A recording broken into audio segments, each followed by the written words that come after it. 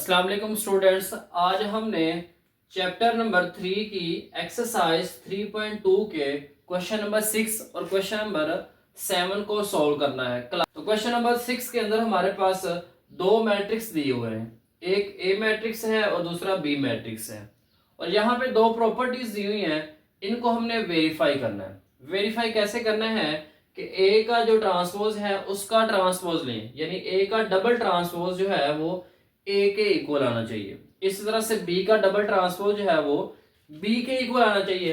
तो ट्रांसपोज में हमने सीखा था कि हम रोज को या कॉलम्स में चेंज करते हैं या हम कॉलम्स को रोज के अंदर चेंज करते हैं। ये तरीका है ट्रांसपोज मालूम करने का। तो यहाँ पे मैट्रिक्स ए दिया हुआ है 3794। अब हमने जब इसका ट्रांसपोज लेना है तो इसकी जो पहली रो है वो पहला कॉलम बन जाएगी और इसकी जो दूसरी रो है वो दूसरा कॉलम बन जाएगी। तो ये तरीका है ट्रांसपोज मालूम करने का। तो चलिए अब हम क्वेश्चन 6 के पार्ट नंबर 1 को सॉल्व करते हैं। तो क्वेश्चन नंबर 6 का जो पार्ट नंबर 1 है, इसके अंदर हमारे पास है ए का ट्रांसपोज और फिर इसका हमने ट्रांसपोज लेना है तो ये इक्वल आना चाहिए ए के। तो यहाँ पे सबसे पहले हम ए को लिख लेते हैं। ए हमारे पास जो मैट्रिक्स है वो इक्वल है 2, 3, 5 और 6 के। अब जब हम इसका ट्रांसपोज लेंगे तो दोनों साइड पे आपने लिख लेना है टेकिंग ट्रांसपोज। तो यहाँ पे आ जाएगा 2, 3, 5, 6 और इस सारे का आ जाएगा ऊपर ट्रांसपोज। तो यहाँ पे जब हम इसका ट्रांसपोज लेंगे तो इसकी जो पहली रो है इसको हमने पहला कॉलम बना लेना। तो यहाँ पे आ जाएगा 2, 3 और फिर हमने इसकी जो दूसरी रो है इसको दूसरा कॉलम बनाना है। तो यहाँ पे आ जाएगा 5 और 6। तो ये हमारे पास आ जाएगा ए का ट्रांसपोज। अब हमने यहाँ पे इसका डबल ट्रांसपोज लेना, अगेन इसका हम ट्रांसपोज लेंगे। तो जब अगेन ट्रांसपोज लेंगे तो यहाँ पे आ जाएगा ए का ट्रांसपोज और फिर इसके ऊपर ट्रांसपोज आ जाएगा। अब यहाँ पे आ जाएगा 2, 5, 3, 6 और इस सारे के ऊपर ट्रांसपोज आ जाएगा। अब जब आपने दोबारा ट्रांसपोज लेना है तो आपने इस मैट्रिक्स का लेना है।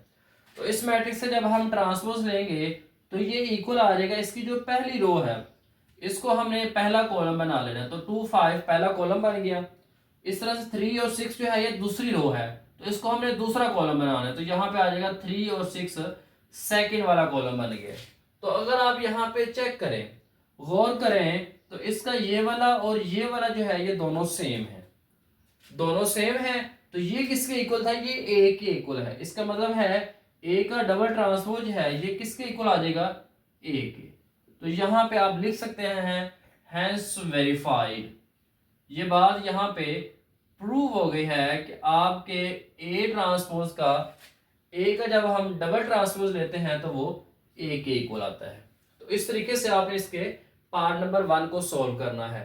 पार्ट नंबर 2 के अंदर हमारे पास है बी का डबल ट्रांसपोज है वो बी के इक्वल है, बिल्कुल इसकी जैसा ही है, इसमें कोई चेंज नहीं होगा। तो यहाँ पे हम लिख लेंगे सबसे पहले बी मैट्रिक्स हमारे पास क्या है? 7, 6, 5 और 8। अब जब हम इसका ट्रांसपोज लेंगे तो ट्रांसपोज लेंगे तो यहाँ पे आ जाएगा बी का ट्रांसपोज और इसका जब हम ट्रांसपोज लेंगे, यहाँ पे बच्चों ये वाले स्टेप को मैं स्किप कर रहा हूँ। तो यहाँ पे हम इसकी जो पहली रो है इसको पहला कॉलम बना देंगे। तो यहाँ पे आ जाएगा 7, 6 पहली रो पहला कॉलम, दूसरी रो दूसरा कॉलम यहाँ पे बन जाएगा। तो बी का ट्रांसपोज हमारे पास आ गया है 7, 5, 6, 8। अब हमने इसका अगेन ट्रांसपोज लेना है। तो जब हम इसका अगेन ट्रांसपोज लेंगे तो यहाँ पे आ जाएगा बी का ट्रांसपोज और फिर इसके ऊपर एक और ट्रांसपोज आ जाएगा। तो यहाँ पे भी हम इसका ट्रांसपोज ले लेंगे। तो स्टेप यहाँ पे बच्चों हम डायरेक्ट ही कर लेते हैं। तो इसकी जो पहली रो है इसको हमने पहला कॉलम बना लेना है, पहला कॉलम ऊपर से नीचे। तो यहाँ पे दूसरी रो जो है इसको दूसरा कॉलम बना लेंगे। तो यहाँ पे 6 और 8 आ जाएगा। तो अगर आप कंपेयर करें तो ये बी के इक्वल है, ये दोनों सेम है। तो यहाँ पे हम लिख सकते हैं बी का ट्रांसपोज जो है ये बी का डबल ट्रांसपोज है ये इक्वल आया है बी के। तो यहाँ पे भी आप लिख सकते हैं हैंस वेरीफाइड। यहाँ पे ये बात प्रूव हो गई है कि लेफ्ट और राइट साइड जो है ये दोनों इक्वल है। तो इस तरीके से आपने क्वेश्चन नंबर 6 के अंदर डबल ट्रांसपोज लेके दोनों साइड्स को इक्वल करना है। अब हमारे पास लास्ट क्वेश्चन है अब एक्सरसाइज 3.2 का लास्ट क्वेश्चन नंबर 7 है। तो क्वेश्चन नंबर 7 के अंदर हमारे पास एक मैट्रिक्स दिया हुआ है एल। तो यहाँ पे इस मैट्रिक्स को हमने शो करना है, प्रूफ करना है कि ये एक सिमेट्रिक मैट्रिक्स है। अब सिमेट्रिक मैट्रिक्स क्या होता है, सबसे पहले हम उसके बारे में बात कर लेते हैं। तो सिमेट्रिक मैट्रिक्स की बच्चों एक कंडीशन होती है, वो कंडीशन क्या है? एक मैट्रिक्स उस वक्त सिमेट्रिक होगा, जैसे यहाँ पे मैट्रिक्स जो है वो ए है, ये उस वक्त सिमेट्रिक होगा जब हम इसका ट्रांसपोज लें और ये ओरिजिनल मैट्रिक्स के इक्वल आ जाए। क्या मतलब है इसका, एग्जांपल से समझ आएगी। तो यहाँ पे ए मैट्रिक्स दिया हुआ है हमने 2 3 3 और 4। अब हम जब इसका ट्रांसपोज लेंगे, जब ट्रांसपोज लेंगे तो पहली रो जो है ये पहला कॉलम बन जाएगी, दूसरी रो जो है ये दूसरा कॉलम बन जाएगी। तो अगर आप दोनों को कंपेयर करें तो ये वाला मैट्रिक्स और ये वाला मैट्रिक्स दोनों सेम है। तो इसका मतलब है ए का ट्रांसपोज जो है ये इक्वल आ गया है ए के। जब ये कंडीशन पूरी हो जाए तो आपने याद रखना है जो मैट्रिक्स होगा वो सिमेट्रिक होगा। तो यहां पे अगर हम चेक करें तो हमारे पास एल मैट्रिक्स दिया हुआ है। तो L matrix L will be, तो यहां पे आपने लिख लेना है L matrix will be symmetric if आपका जो एल मैट्रिक्स है इसका ट्रांसपोज लें और ये किसके इक्वल आ जाए, एल के। तो सबसे पहले यहां पे हम एल मैट्रिक्स लिख लेते हैं और एल मैट्रिक्स हमारे पास है 2 3 4 3 -2 5 4 5 और 0।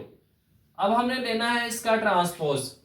जब ट्रांसपोज लेंगे तो यहाँ पे आ जाएगा एल का ट्रांसपोज। अब हमने इसका ट्रांसपोज यहाँ पे बच्चों एक स्टेप डायरेक्ट ही कर लेना है, इसके ऊपर ट्रांसपोज नहीं लिखना। आपने कोशिश करनी है कि लिख लेना है।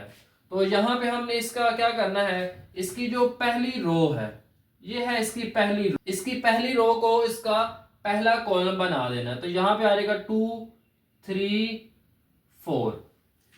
इसकी जो सेकंड वाली रो है, सेकंड रो है 3 -2 और 5, इसको आपने सेकंड कॉलम बना देना। तो यहाँ पे आ जाएगा 3 -2 और 5। नेक्स्ट आपके पास थर्ड रो है, इस थर्ड रो को थर्ड कॉलम बना देना है। तो यहाँ पे आ जाएगा 4 5 और 0 और यहाँ पे इसका हमने ब्रैकेट्स के अंदर इसको क्लोज कर देना है। अब दोनों को कंपेयर करें, इस एल मैट्रिक्स को और इस एल के ट्रांसपोज मैट्रिक्स को।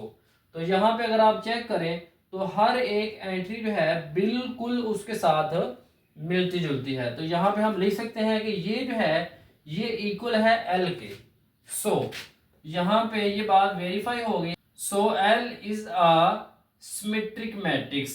तो यहाँ पे क्योंकि कंडीशन पूरी हो गई है तो यहाँ पे हम इसको लिख सकते हैं कि ये एक सिमेट्रिक मैट्रिक्स है। सिमेट्रिक मैट्रिक्स में हमने ये बात की है कि अगर कोई मैट्रिक्स दिया हो उसका हम लें ट्रांसपोज, ट्रांसपोज लेने के बाद ओरिजिनल और वो जो ट्रांसपोज वाला है दोनों अगर सेम आ जाए तो आपका जो मैट्रिक्स होगा वो सिमेट्रिक मैट्रिक्स होगा।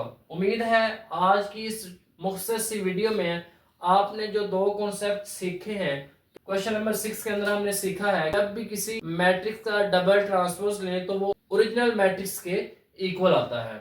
और क्वेश्चन नंबर 7 के अंदर हमने सीखा है कि सिमेट्रिक मैट्रिक्स क्या होता है। सिमेट्रिक मैट्रिक्स ये होता है कि जब हम किसी मैट्रिक्स का ट्रांसपोज लेते हैं तो वो ओरिजिनल के इक्वल आ जाए, सिमेट्रिक मैट्रिक्स होता है। उम्मीद है आज की ये मुख्तसर सी वीडियो आपको अच्छी लगी होगी। अगर वीडियो अच्छी लगी है तो आपने चैनल को लाइक भी करना है और आगे दोस्तों को भी शेयर करना है।